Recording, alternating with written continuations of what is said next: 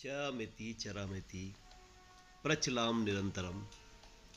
प्यारे बच्चों, इसका मतलब होता है हमें बिना रुके जीवन पथ पर चलते रहना है। बच्चों, राज्य ओपन बोर्ड ने आपको एक और मौका दिया है, इसलिए मेरा आपसे कहना है रुक जाना नहीं। आओ 10वीं विज्ञान के कठिन पाठों को सरल बनाकर आज हम समझते हैं। बच्चों, कक्षा 10वीं के विज्ञान में आज का हमारा विषय है मानव नेत्र और रंग बिरंगा संसार। इसमें हम मानव नेत्र की संरचना के बारे में जानेंगे। नेत्र की लेंस की जो प्रकृति है उसे हम पहचानेंगे। उत्तल लेंस और अवतल लेंस आपने पिछले अध्यायों में पढ़ा है, उसको हम रिवीजन करेंगे। निकट दृष्टि दोष, दूरदृष्टि दोष जैसी कठिन अवधारणाएं जो कि परीक्षाओं में अक्सर पूछी जाती है, उस पर हम बात करेंगे। इन दोषों का हम कारण और उसका निवारण दोनों समझेंगे। इस चीज़ का दोनों बच्चे अक्सर कंफ्यूज हो जाते हैं, उसका भी तुलनात्मक अध्ययन करेंगे। तो शुरू करते हैं। देखो बच्चों, मानव नेत्र एक गोलाकार संरचना है। इसमें काचाभ द्रव भरा होता है। इसके अंदर जो द्रव होता है वो इसको सपोर्ट देता है, उसे काचाभ द्रव भी बोलते हैं। इसमें आप एक बीच में एक भाग देख रहे हैं, लेंस लिखा है यहाँ पर। ये लेंस प्रोटीन का बना होता है बच्चों, और इस लेंस को थामे हुए दो मांसपेशियाँ भी आपको दिखाई दे रही है। इनका बड़ा काम है, इसलिए इसको ध्यान से देखिए। ये मांसपेशियाँ जो है सीलियरी मांसपेशियाँ कहलाती है। और एक और जो खास चीज़ इसमें पीछे दिखाई दे रही है वो रेटिना है। जिस तरह से हम अगर थिएटर में पिक्चर देखने जाते हैं तो जो पर्दा होता है, स्क्रीन यानी जिस पर कि बस चित्र दिखाई देता है, बिल्कुल ठीक वैसा कि वैसा ही आप इसको मान लीजिए कि रेटिना है आपका। और इस रेटिना के पीछे से जुड़ी हुई आपको एक भाग दिखाई दे रहा है, पीला पीला दिख रहा है। ये तंत्रिकाएं हैं, इनको दिक् तंत्रिकाएं, ऑप्टिक नर्व भी बोलते हैं।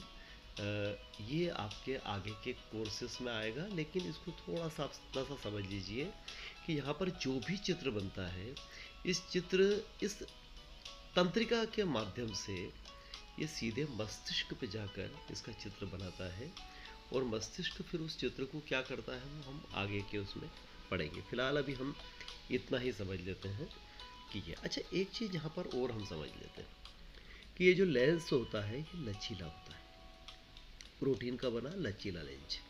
यानी कि अच्छा, ये उत्तल लेंस है, ये भी आप जान लीजिए। बीच में से मोटा दिख रहा है, आसपास से पतला दिख रहा है।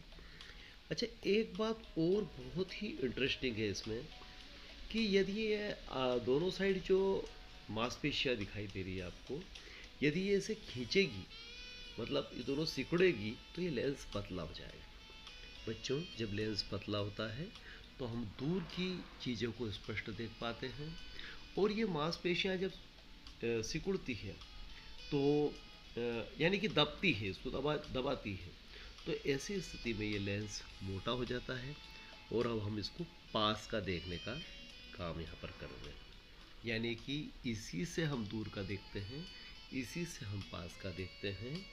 बच्चों, बहुत इम्पॉर्टेंट चीज़ ये है कि ये जो मांसपेशियाँ हैं और ये जो आँखों का लेंस है, इसके लिए विटामिन ए की बहुत आवश्यकता होती है।